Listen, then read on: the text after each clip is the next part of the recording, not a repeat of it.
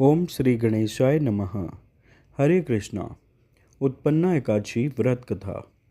श्री सूत जी बोले, हे विप्रो, भगवान श्री कृष्ण ने विधि सहित इस एकादशी महात्म को अर्जुन से कहा था। प्रभु में जिनकी श्रद्धा है वे ही इस व्रत को प्रेमपूर्वक सुनते हैं तथा इस लोक में अनेक सुखों को भोग कर अंत में वैकुंठ को प्राप्त करते हैं। एक बार अर्जुन ने भगवान श्री कृष्ण से पूछा, हे जनार्दन, एकादशी व्रत की क्या महिमा है? इस व्रत को करने से कौन कौन सा पुण्य मिलता है? इसकी विधि क्या है? सो आप मुझे बताने की कृपा करें। अर्जुन के ये वचन सुन भगवान श्री कृष्ण ने कहा, हे अर्जुन, सर्वप्रथम हेमंत ऋतु के मार्गशीर्ष माह में कृष्ण पक्ष की एकादशी का व्रत करना चाहिए। दशमी की संध्या को दातुन करनी चाहिए तथा रात्रि को भोजन नहीं ग्रहण करना चाहिए। एकादशी को प्रातः संकल्प नियम के अनुसार कार्य करना चाहिए। मध्याह्न को संकल्प पूर्वक स्नान करना चाहिए। स्नान से पूर्व शरीर पर मिट्टी का लेप लगाना चाहिए। स्नानोपरांत मस्तक पर चंदन का तिलक लगाना चाहिए। चंदन लगाने का मंत्र इस प्रकार है। अश्वक्रांते रथक्रांते विष्णुक्रांते वसुंधरे उद्धृतापि वराहेण कृष्णेन शतबाहुना मृतके हर में पाप यन्मया पूर्वक संचितम त्वचा हतेन पापेन गच्छामि परमाम गतिम। स्नानोपरांत धूप दीप नैवेद्य से भगवान की पूजा अर्चना करनी चाहिए। रात्रि में दीपदान करना चाहिए। ये सभी सात्विक कर्म भक्तिपूर्वक करने चाहिए। रात्रि में जागरण करते हुए श्रीहरि के नाम का जप करना चाहिए तथा किसी भी प्रकार के भोग विलास या स्त्री प्रसंग से सर्वथा दूर रहना चाहिए। हृदय में पवित्र एवं सात्विक विचारों को ही स्थान देना चाहिए। इस दिन श्रद्धापूर्वक ब्राह्मणों को दान दक्षिणा देनी चाहिए तथा उनसे अपने पापों की क्षमा याचना करनी चाहिए। धार्मिक जनों को शुक्ल पक्ष तथा कृष्ण पक्ष की दोनों एकादशियों को एक समान समझना चाहिए। इनमें भेदभाव नहीं करना चाहिए। उपरोक्त विधि के अनुसार जो मनुष्य एकादशी का व्रत करते हैं उनको शंखोद्धार तीर्थ एवं दर्शन करने से जो पुण्य प्राप्त होता है वह एकादशी व्रत के पुण्य के 16वें भाग के समान भी नहीं है। हे अर्जुन, व्यतिपात योग में, संक्रांति में तथा सूर्य ग्रहण एवं चंद्र ग्रहण में दान देने से तथा कुरुक्षेत्र में स्नान करने से जो पुण्य प्राप्त होता है वही पुण्य मनुष्य को एकादशी का व्रत करने से प्राप्त होता है। हे कुंती पुत्र, जो फल वेद पाठी ब्राह्मणों को 1 सहस्त्र गोदान करने से प्राप्त होता है उससे 10 गुना अधिक पुण्य एकादशी का व्रत करने से प्राप्त होता है। 10 श्रेष्ठ ब्राह्मणों को भोजन कराने से जो पुण्य प्राप्त होता है वह एकादशी के पुण्य के 10वें भाग के समान होता है। निर्जला व्रत करने का आधा फल एक समय भोजन करने के समान होता है। अतः एकादशी का व्रत करने पर ही यज्ञ दान तप प्राप्त होते हैं, अन्यथा नहीं। अतः एकादशी का व्रत अवश्य ही करना चाहिए। इस एकादशी के व्रत में शंख से जल नहीं पीना चाहिए। मांसाहार तथा अन्य निरामिष आहार का एकादशी के व्रत में सर्वथा निषेध है। एकादशी व्रत का फल सहस्त्र यज्ञों से भी अधिक है। भगवान श्री कृष्ण के वचन सुन अर्जुन ने कहा, हे प्रभु, आपने इस एकादशी व्रत के पुण्यों को अनेक तीर्थों के पुण्य से श्रेष्ठ तथा पवित्र क्यों बतलाया है? कृपा करके यह सब आप विस्तार पूर्वक कहिए। श्री कृष्ण भगवान बोले, हे पार्थ, सतयुग में एक महाभयंकर दैत्य हुआ था। उसका नाम मुर था। उस दैत्य ने इंद्र आदि देवताओं पर विजय प्राप्त कर उन्हें उनके पद से हटा दिया। तदोपरांत इंद्र ने भगवान शंकर से प्रार्थना की, हे भोलेनाथ, हम सब देवता मुर दैत्य के अत्याचारों से दुखी होकर मृत्यु लोक में अपना जीवन व्यतीत कर रहे हैं। राक्षसों के भय से हम बहुत दुख और कष्ट भोग रहे हैं। मैं स्वयं बहुत दुखी और भयभीत हूँ। अन्य देवताओं की तो बात ही क्या है। अतः हे कैलाशपति, कृपा कर आप मुर दैत्य के अत्याचार से रक्षा का उपाय बतलाइए। देवराज की प्रार्थना सुन शंकर भगवान ने कहा, हे देवेंद्र, आप भगवान श्री हरि के पास जाइए। मधु कैटभ का संहार करने वाले भगवान विष्णु देवताओं को अवश्य ही इस भय से मुक्त कर देंगे। महादेव जी के आदेश अनुसार इंद्र तथा अन्य देवता क्षीर सागर गए, जहाँ पर भगवान श्रीहरि शेष शैया पर विराजमान थे। इंद्र सहित सभी देवताओं ने भगवान विष्णु के समक्ष उपस्थित होकर उनकी स्तुति की। हे तीनों लोकों के स्वामी, आप स्तुति करने योग्य हैं। हम सभी देवताओं का आपको कोटि कोटि प्रणाम है।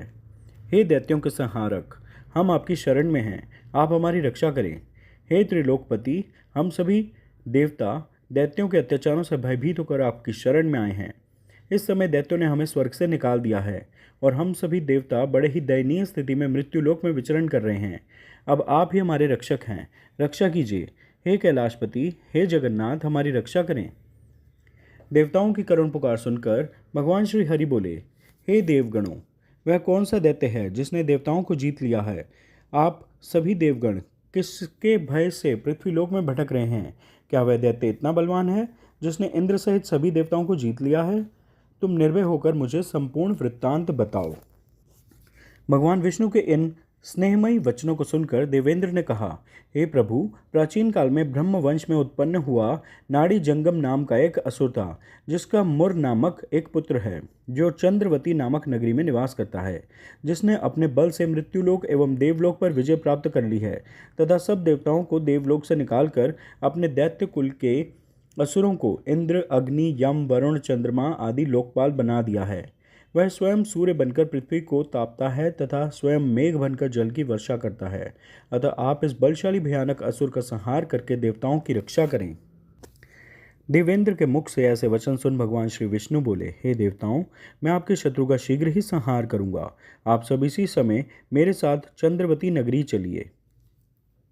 देवताओं की पुकार पर भगवान विष्णु तुरंत ही उनके साथ चल दिए। उधर दैत्यराज मुर ने अपने तेज से जान लिया था कि श्री विष्णु युद्ध की इच्छा से उसकी राजधानी की ओर आ रहे हैं। अतः अपने राक्षस योद्धाओं के साथ वह भी युद्ध भूमि में आकर गरजने लगा। देखते ही देखते युद्ध आरंभ हो गया। युद्ध आरंभ होने पर अनगिनत असुर अनेक शस्त्रों को धारण कर देवताओं से युद्ध करने लगे, किंतु देवता तो पहले ही डरे हुए थे। वह अधिक देर तक राक्षसों का सामना न कर सके और भाग खड़े हुए। तब भगवान श्री विष्णु स्वयं युद्ध भूमि में आ गए। दैत्य पूर्व से भी अधिक उत्साह में भरकर भगवान विष्णु से युद्ध करने लगे। वे अपने अस्त्र शस्त्रों से उन पर भयंकर प्रहार करने लगे। दैत्यों के आक्रमणों को श्री विष्णु अपने चक्र एवं गदा के प्रहारों से नष्ट करने लगे। इस युद्ध में अनेक दैत्य सदा के लिए मृत्यु की गोद में समा गए, किंतु दैत्यराज मुर भगवान विष्णु के साथ निश्चल भाव से युद्ध करता रहा। उसका तो जैसे अभी बाल भी बांका नहीं हुआ था। वह बिना डरे युद्ध कर रहा था। भगवान विष्णु मुर को मारने के लिए जिन जिन शस्त्रों का प्रयोग करते, वे सब उसके तेज से नष्ट होकर उस पर पुष्पों के समान गिरने लगते। अनेक अस्त्रों शस्त्रों का प्रयोग करने पर भी भगवान विष्णु उससे जीत न सके। तब वे आपस में मल्ल युद्ध करने लगे। भगवान श्री हरि उस असुर से देवताओं के लिए सहस्त्र वर्ष तक युद्ध करते रहे, किंतु उस असुर से विजय न हो सके। अंत में भगवान विष्णु शांत होकर विश्राम करने की इच्छा से बद्रिकाश्रम स्थित 38 कोस लंबी एक द्वार वाली हेमवती नाम की एक गुफा में प्रवेश कर गए। हे अर्जुन, उस गुफा में प्रभु ने शयन किया। भगवान विष्णु के पीछे पीछे वह दैत्य भी चला आया था। भगवान श्री हरि को सोता देखकर वह उन्हें मारने को तैयार हो गया। वह सोच रहा था कि मैं आज अपने चिर शत्रु का अंत करके सदा सर्वदा के लिए निष्कंटक हो जाऊंगा, परंतु उसकी यह इच्छा पूर्ण न हो सकी, क्योंकि उसी समय भगवान विष्णु की देह से दिव्य वस्त्र धारण किए एक अत्यंत मोहिनी कन्या उत्पन्न हुई और राक्षस को ललकार कर उससे युद्ध करने लगी। उस कन्या को देखकर राक्षस को घोर आश्चर्य हुआ और वह विचार करने लगा कि यह ऐसी दिव्य कन्या कहाँ से उत्पन्न हुई। तदोपरांत वह असुर उस कन्या से निरंतर युद्ध करता रहा। कुछ समय व्यतीत होने पर उस कन्या ने क्रोध में आकर उस दैत्य के अस्त्र शस्त्रों के टुकड़े टुकड़े कर दिए, उसका रथ तोड़ डाला। अब तो उस दैत्य को बड़ा ही क्रोध आया और वह सारी मर्यादाएं भंग करके उस कन्या से मल्ल युद्ध करने लगा। उस तेजस्वी कन्या ने उस राक्षस को एक प्रहार से मूर्छित कर दिया तथा उसकी मूर्छा टूटने से पूर्व ही उसका शीश काटकर धड़ से अलग कर दिया।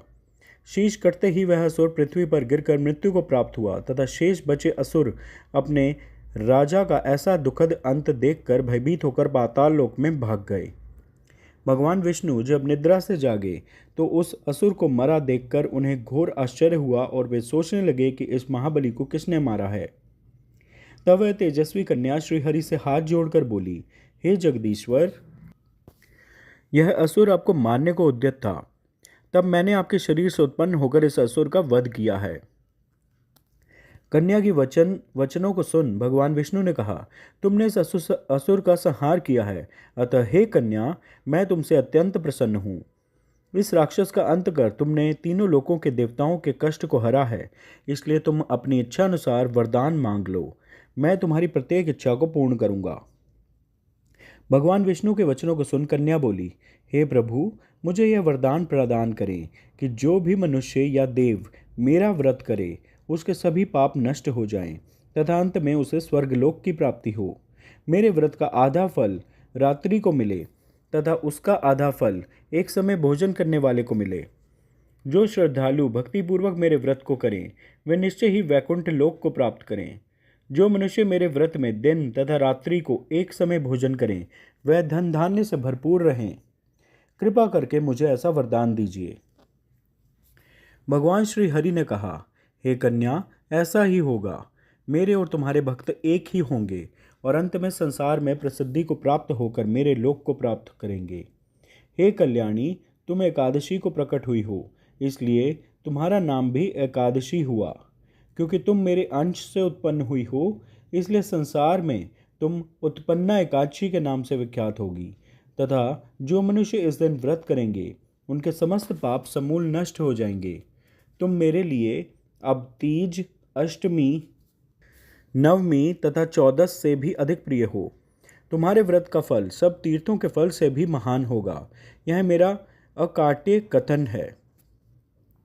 इतना कहकर भगवान श्री हरि उस स्थान से अंतर्ध्यान हो गए। श्री कृष्ण ने कहा, हे पांडुपुत्र, एकादशी के व्रत का फल सभी व्रतों व सभी तीर्थों के फल से महान है। एकादशी व्रत करने वाले मनुष्यों के शत्रुओं का मैं जड़ से नाश कर देता हूँ तथा व्रत करने वाले को मोक्ष प्रदान करता हूँ। उन मनुष्यों के जीवन के जो भी कष्ट होते हैं मैं उन्हें भी नष्ट कर देता हूँ। अर्थात मुझे अत्यंत प्रिय एकादशी के व्रत को करने वाला प्राणी सभी ओर से निर्भय तथा सुखी होकर अंत में मोक्ष को प्राप्त करता है। हे कुंती पुत्र, यह मैंने तुम्हें एकादशी की उत्पत्ति के विषय में बतलाया है। एकादशी व्रत सभी पापों को नष्ट करने वाला और सिद्धि प्रदान करने वाला है। श्रेष्ठ मनुष्यों को दोनों पक्षों की एकादशियों को समान समझना चाहिए, उनमें भेदभाव करना उचित नहीं है। जो मनुष्य एकादशी महात्म का श्रवण एवं पठन करेंगे उन्हें अश्वमेध यज्ञ के समान फल प्राप्त होगा। यह मेरा अकाट्य वचन है। एकादशी भगवान विष्णु की साक्षात शक्ति है, जिस शक्ति ने उस मुर नामक असुर का वध किया है, जिसे भगवान भी पराजित करने में असमर्थ थे। उस शक्ति के समक्ष मनुष्य के पाप रूपी असुर भला कैसे टिक सकते हैं। जिस शक्ति ने देवताओं के कष्ट को हरकर उन्हें सुख प्रदान किया, वह प्राणी मात्र को क्या नहीं प्रदान कर सकती। अतः देवी एकादशी की कृपा से सुख, समृद्धि, शांति तथा मोक्ष समस्त प्रकार के सुख सहज ही आसानी से प्राप्त हो जाते हैं। आप सभी को उत्पन्ना एकादशी की हार्दिक शुभकामनाएं। श्रीमन नारायण नारायण नारायण, भजमन नारायण नारायण नारायण, लक्ष्मी नारायण नारायण नारायण, सत्य नारायण नारायण नारायण, भजमन नारायण नारायण नारायण, लक्ष्मी नारायण नारायण नारायण। हरे कृष्णा। कृपया इस वीडियो को लाइक व शेयर करें व चैनल सब्सक्राइब करें। धन्यवाद।